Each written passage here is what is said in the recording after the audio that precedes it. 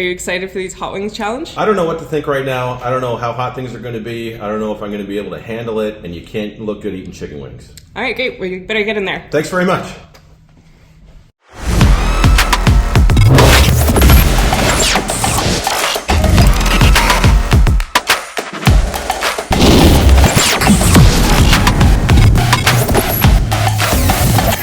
Hey everyone, welcome to the CDW Cybersecurity Awareness Hot Wings Challenge. My name's Andy Froese, and we've got a lot of great in store for you today.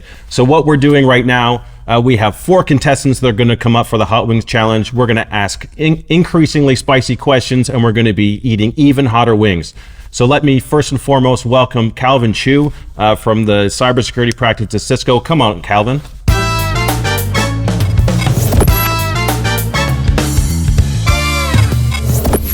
How's it going? Not too bad. Are you ready to get started here? I am ready. Yeah, I'm pumped. All right, we're going to start at wing number 1. We have the pineapple panic hot wing. So let's jump in and grab one of those. Sounds good.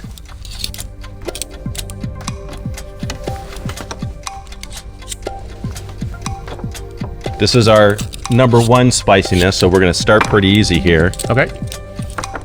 And the first question I have for you is, what inspired you to get into cybersecurity, and what's kept you passionate after all these years? Good question.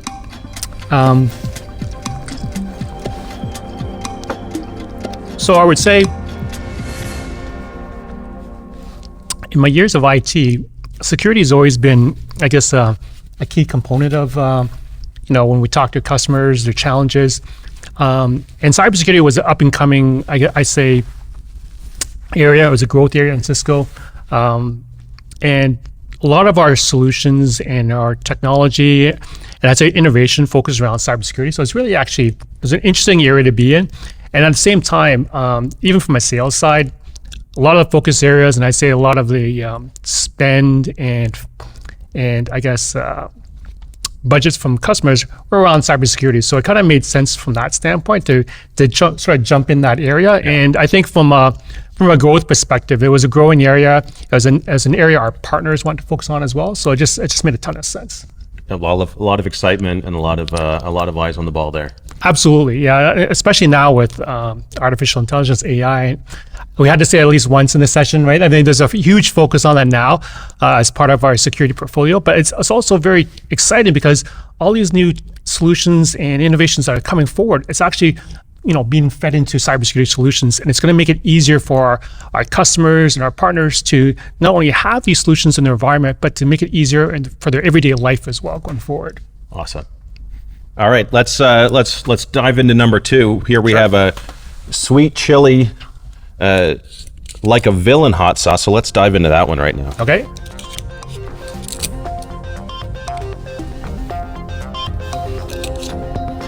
And the question I have for you right now is, can you think of a time when a cybersecurity challenge pushed you to think outside the box, and what did you learn from that experience?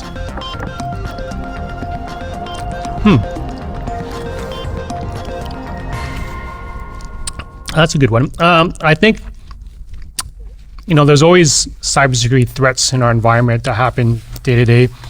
I think there was one time when, what happened with a customer.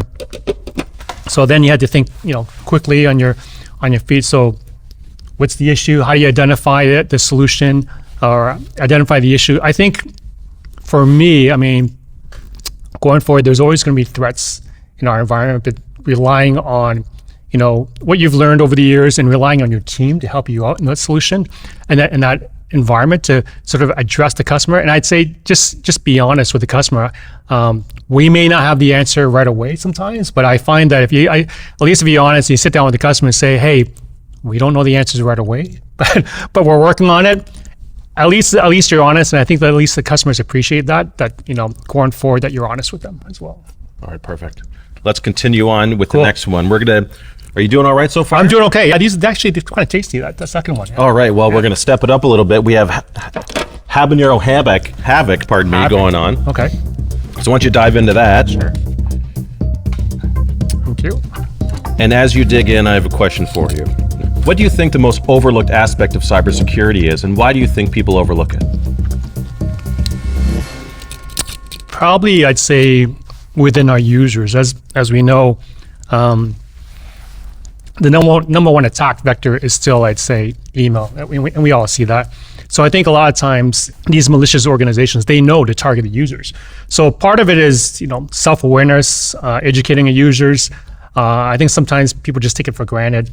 That's why there's also a lot of actually, not just Cisco, there's actually a lot of good solutions out there in their market now to help users, protect users, whether it's, multi-factor authentication or just additional end user security. There's actually a lot of things to help users protect their users and protect their environments from a user standpoint.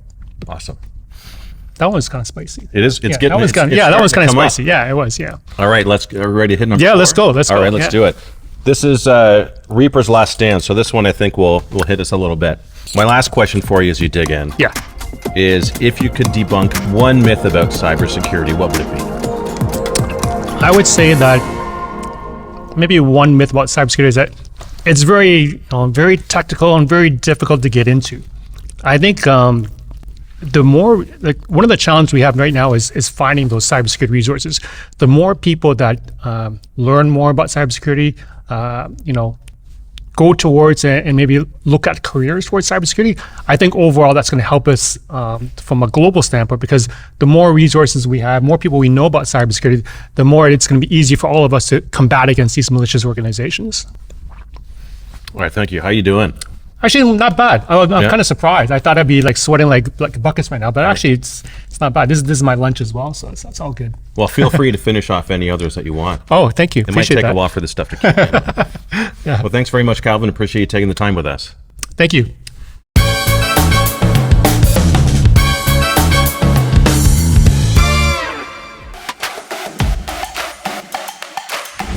That was a great round 1. A little bit of tingling at the back of my throat, but I think we're going to make it for round 2. Let's continue and keep things getting hotter. So right now, I'd like to invite Peter Scheffler from F5 to join the Hot Wings Challenge. Thanks, Andy. Welcome, Peter. Welcome. No wing sauce on my hands. That's good. No, well, I mean, there might be some on mine, so it's an extra part of the challenge. Perfect. All right, so as we had with Calvin, we've got wings in increasing heat levels. We'll start with the pineapple panic. Why don't you grab a wing and we'll get started with the questions. Sounds good. Thank you. So this is our least spicy wing. So this is a bit of a training wheels to help us get going here. Sounds good. I'd like to. We'll start off easy. Yes, we will. And we'll lob some softballs from a question perspective too. So if you could give one piece of cybersecurity advice to your family, what would that be? I think it's. I get a lot of texts and emails from people saying, I've screen grabbed this on my phone. Should I click on this? My first answer is if they're questioning it enough to send it to me, the quick answer is no. If always question it, always make look at that incoming source as something you were expecting, trusting, and then if they want to dive deeper, then maybe sometimes we dive deeper and say, oh, well, but I think I was supposed to get a parcel or something like that, right? Yeah. So it's if you have a gut feeling that it's wrong, it's probably wrong, right?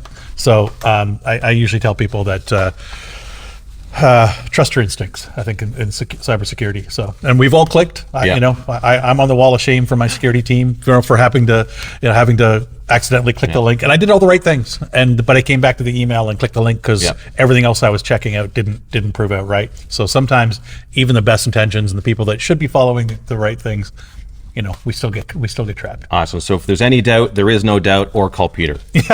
All right, next let's move on. It's not a bad wing. It's some sweetness, a little bit of heat to it. So let's move on. Speaking of sweetness and heat, let's move on to the sweet chili like a villain wing.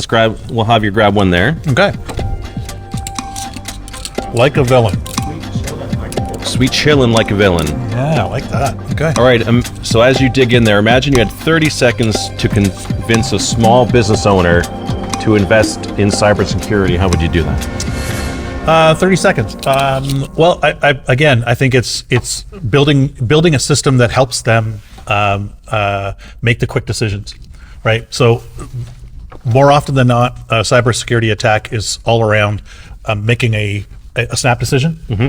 So even so, I'm telling them to, trying to convince them in 30 seconds. I want them to make the right decision. So the tools that can help you with email, the flagging things that are, that it's coming from an external source, it just gives people in the back of the mind that second pause. And the same goes for their applications. So as data is coming in, they're validating that data coming in. So just making it easier. So ironically, a 30-second conversation to get them to not respond to something in 30 seconds might be the way to do it. A little bit of planning. Yeah. All right, dig into that wing. This one's a bit more, like, a lot sweeter, a bit more full of flavor, and I'm getting a little bit more, getting more action on the lips. But it's a good wing, a good sauce. It's really good. I like that. The first one with the pineapple flavor was good. But I like the sweet chili. Oops, sir. The sweet chili coming in through. That's good. All right, let's move on to our next habanero havoc. I'm having a lot of trouble saying that one because I think I might be afraid of it. So let's dig in. So we're gonna have a habanero. We're gonna have a habanero. There we go. That's very true. We're gonna do it, and it's gonna be havoc for the rest of the time pronouncing it. Yes. Okay. Speaking of havoc, with the rise of remote work, what's one security measure that people tend to underestimate or ignore but shouldn't? So I work with a lot of customers where they're looking at their VPN strategy. So remote work requires a lot of access to internal resources. And I think sometimes the easy answer is a VPN. What I suggest to customers is that they also look at how do we limit the access. So we can do, access control lists and things like that. But sometimes the best answer is building a solution that takes advantage of, maybe a more browser-based solution, or where we don't have to give them access to the network. So that allows people to work from any device, and makes them, maybe a little easier to maintain that security. So sometimes VPN's the easy answer. We saw that at April 2020, everybody turned their VPNs on and it was a panic. But over the last 4 years, a lot of people have continued to allow remote work through reverse proxying applications or building applications that are cloud-based, and then defining, maybe a better strategy. So we're not giving access to the full network. We're just giving access to the applications that they need. Awesome. So right. I would say I've got access to a hot wing here. You have a lot of access to a hot wing. Yeah. We've got one more level to go. We're at the habanero havoc. I think, no, I didn't do it again there. And then next we have the Reaper's Last Stand. So we're going up a little bit in heat. A little bit of a drier taste, a little more heat forward. We can feel it coming through the mouth. That's a good one. That would be that'd be a challenge to eat a pound of those. Yeah. The Reaper ones. So, or those are habanero. These are the habanero, and then now we're going with the Reaper's Last Stand. So let's grab one here for you.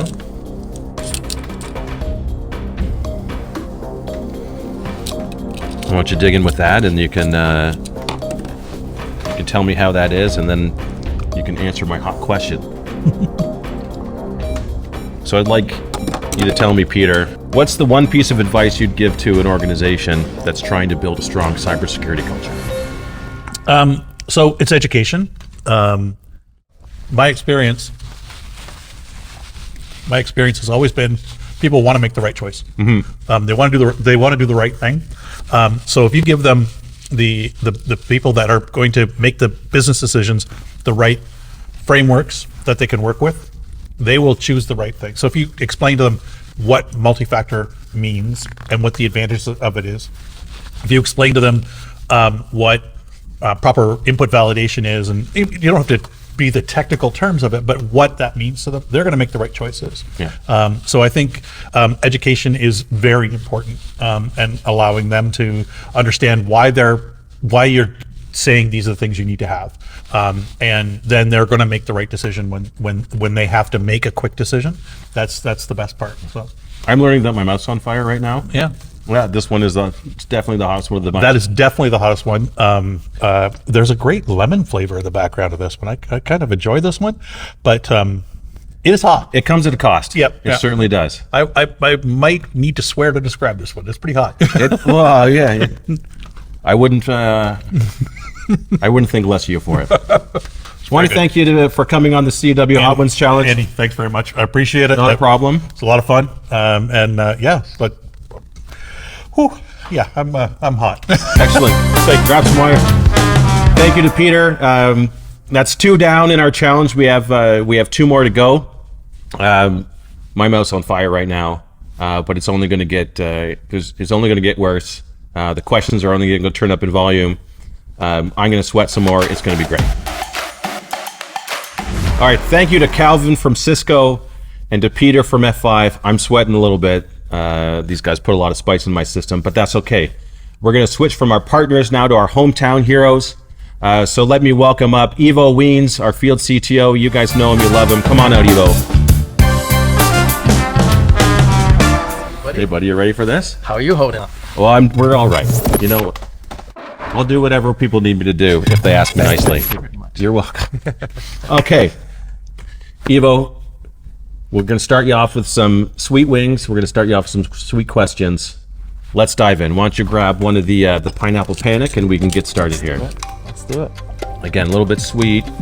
Not a lot of spice here. This is your gateway wing, your entry level. Oh, let's see how Just coming out of university. Right. This is what this would be the one you're having. All right. Question for you, Ivo. If you could go back and give your younger self a piece of cybersecurity advice, what would it be? Besides buying a lot of stock. Besides that, Okay. yeah, a technical piece of advice, operational perhaps. Yeah, I think when you start on this field, you dive really deep into the technical aspects of it. It's great to be really deep into the technical aspects of it. It's super fun, but having being able to broaden early is also a good idea. Start thinking about what the business really needs, and what is your role within the business specifically. And I think doing that probably would have been better for my career. I think broadening, not broadening earlier, but being aware of the broadness of security within that space and being able to do that. So lots of people see that we can do that, which is a nice thing about working here. There's a lot of different areas, Yep. and that's I think that would be the number one advice that I would give. Would you eat hot wings like this with yourself when you were younger? This was a terrible idea. No, it will. I think I would. Yeah, but I'm afraid of number 4. Well, you are well informed to be afraid of number 4. Oh, I heard number 3 is bad too, though. It's also bad, but we're going to number 2 right Okay, now, sounds and I'll good. get it Let's right do it. this time. It's Okay. sweet chillin' like a villain. So it's like a sweet chili heat kind of sauce. yeah, So yeah. why don't you grab one of I'll those, start jump eating in, and and I'll divine a question in my mind because I don't have them written down. this is good. It's Yeah. good. That's what I like. It's all about preparedness. Prepare, defend, respond by eating chicken wings. All right, So why let's don't do you it. Okay, dig take a in? Let's bite. go. Yeah. Well, still good. That was a big bite. So we have obviously a lot of different cybersecurity point products. Right. XDR, firewalls. What would you consider the non-negotiables of an organization's security practice? I know this is going to sound like a consultant answer, but it does depend. Okay. Right? It really depends on. These are hot. It depends. Oh man, I'm already on number 2. This is not looking We got a good. couple. This We is got a not couple to looking go. good. I think the non-negotiables are understanding the business and understanding what you're protecting. Yep. I think a company that has been around for 30 years had way different requirements than a company that's just started and it's all cloud, right? I think understanding the business, understanding where your important data is and what you can do about it, right? So that's going to be really important. I think that's key non-negotiable from that perspective. There you go. I think you might need some. I'll have a sip of my beer. Yeah, please. Yeah. All right. I took a big bite. That was a mistake. No more big bites. Big bites for all of them. It's okay. You'll be all right. There's All right. there's only 2 left. 2 left, yeah. That's all right. Halfway through. So third, we're gonna move to Habanero Havoc. I got it this time. Yeah. This is a red letter day. I heard about the hammock. Yeah. Also a Habanero Hammock. That could work too. Sounds good. All right. Why don't you grab one of those? I will wipe the sweat from my brow because it's definitely happening. You're the real hero here. Well, this is only my 11th wing, so it'll be all right. But as you jump in there, and I'll follow you up, what's one emerging cybersecurity trend that you're really excited for? Talk to me a little bit about that. Whilst eating habanero havoc. Ooh, that's like the nuttiness in there too. I like that. I'm excited. I think I'm both excited and nervous about AI. That's been mentioned already. I think we have a lot of potential places to use it, and we're hoping our vendors, right, who are supporting this and are here today, are going to implement that. And that's actually from the security study. That's what everybody said. They're expecting these vendors to actually deliver on AI in the background. Cybersecurity has always had this issue of not having enough people. There's always a shortage of cybersecurity experts. And people are graduating, people are coming into the field. There's lots of that. But I think there's areas where we still spend a lot of time not doing the right thing. How you doing? Okay. Yeah? Yeah. Good enough? Was my answer affected, you think? I don't know. You tell me. So I think AI is an area I'm really excited about with it. So Perfect. All right, let's move on to our hottest wing. I'll let you go first. The Reaper's Last Stand. Carolina Reaper peppers.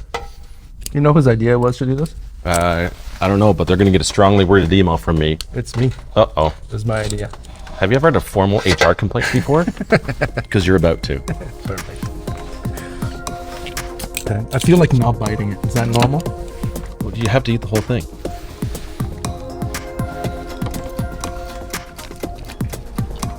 Last question. All right, let's do it. I'm going to roll out the red carpet for you.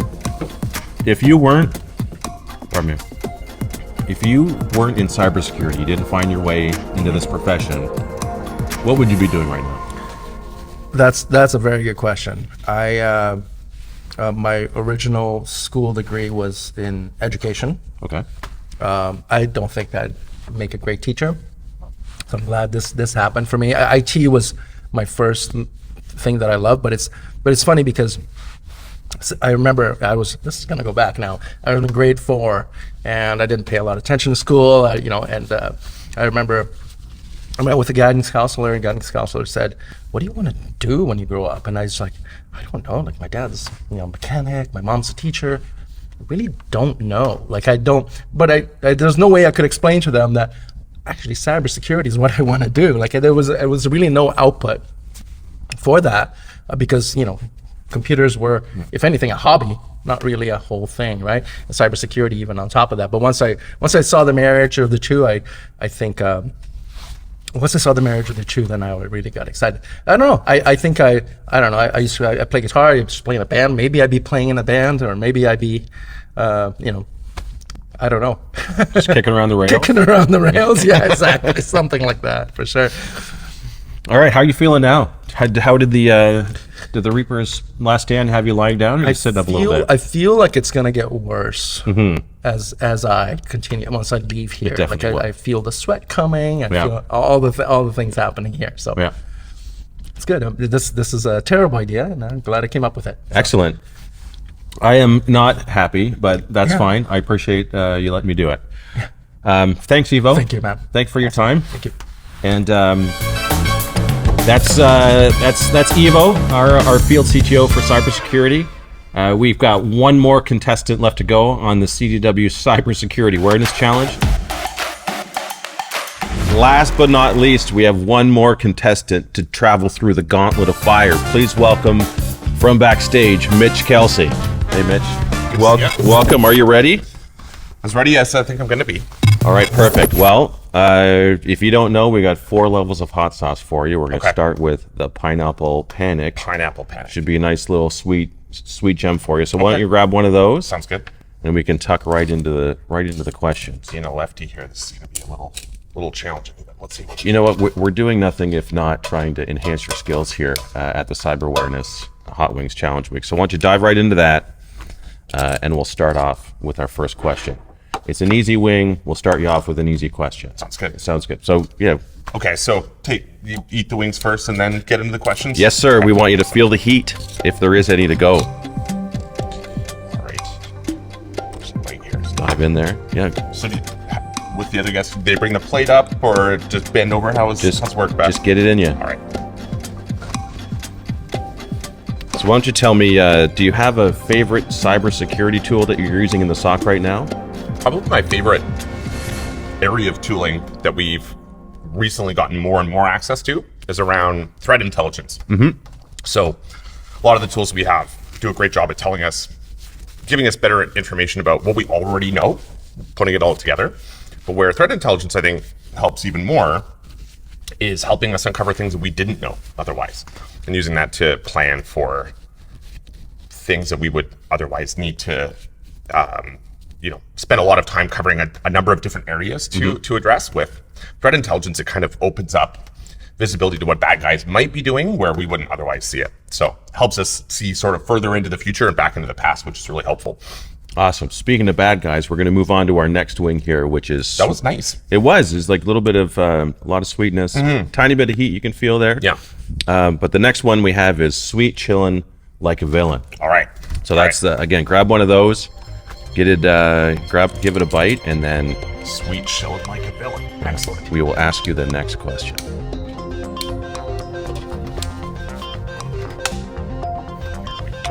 I've preloaded here because I can't. That's fair. All right. Sweet chillin' like a villain. Let's do this. But here it goes. Can you tell me a common way that customers can improve their cyber posture even though they've invested in something like managed SIM or managed SOC? I think the biggest one is having a good understanding of what are the things that make your organization tick, and having a good understanding of, are those things well protected? And there's a lot of different frameworks out there that'll allow you to do that, depending on, are you more privacy focused? Are you more worried about the availability of things for your consumers to be able to use, or the integrity of your data if you're a bank or something like that? And you don't need fancy tools to be able to do that, but you do need to really understand your own business and what are the things that are important to you.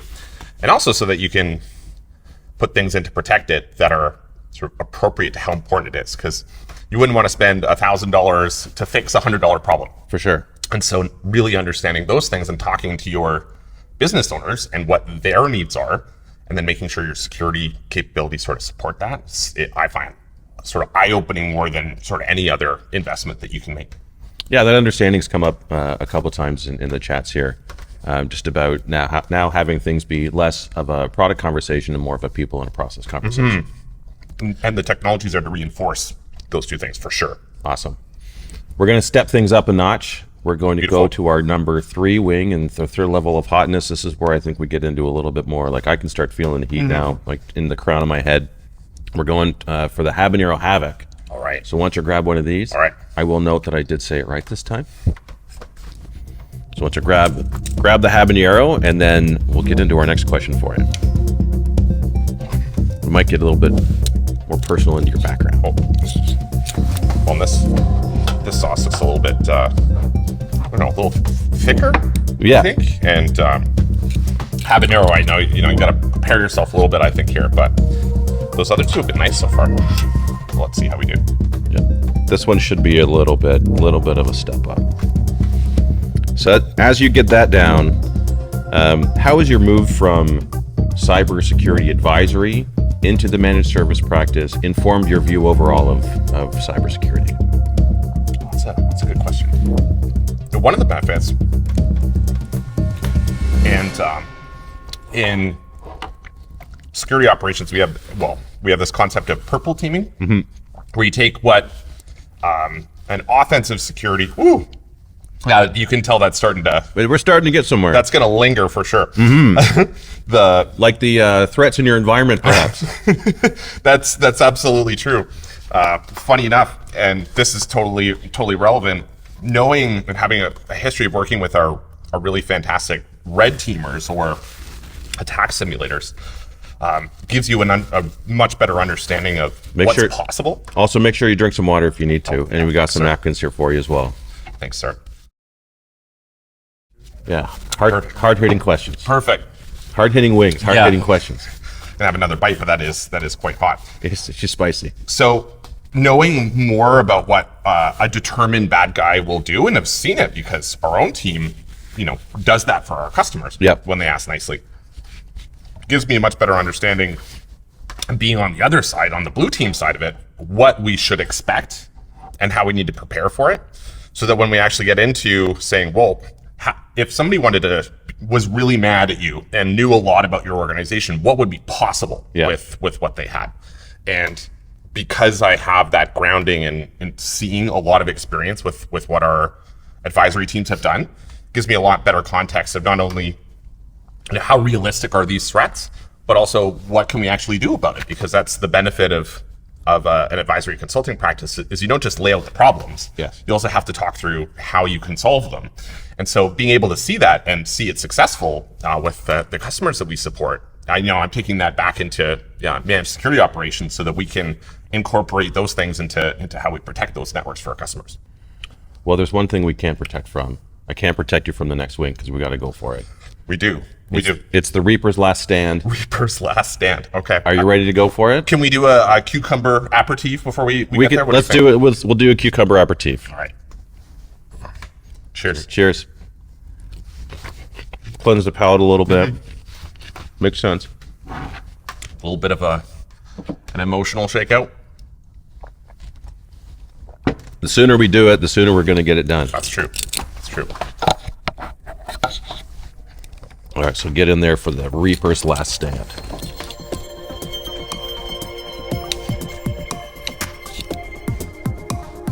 I feel like you can tell it's going to be hot because it's not red.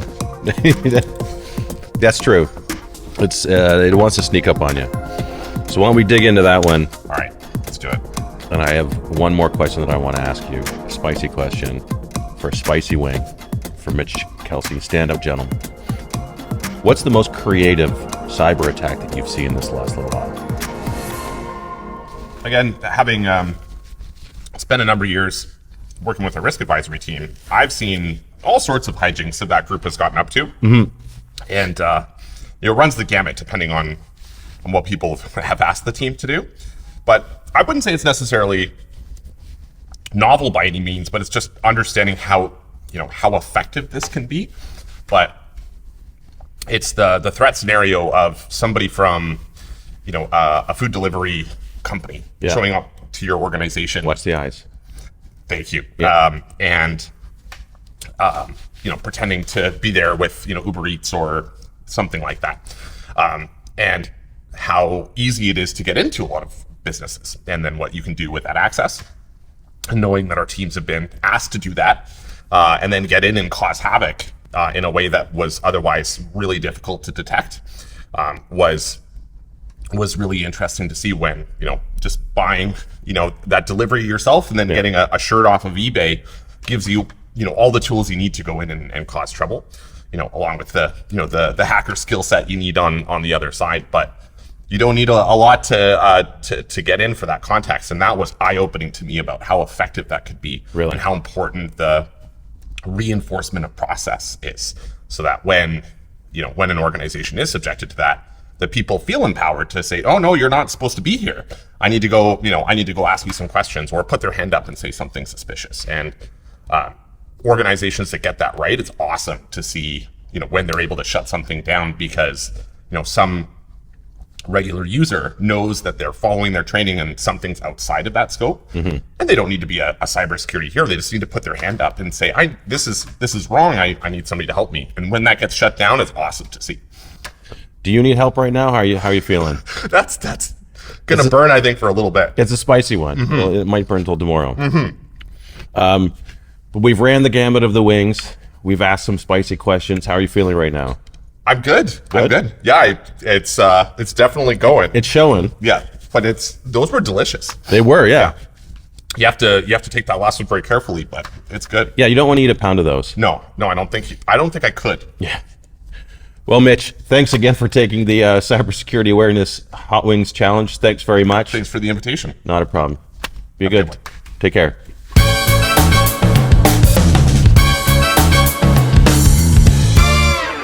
All right, and that's it. 4 contestants, 4 hot wings, a bunch of questions. There's a lot more coming on this cybersecurity awareness time that we have here.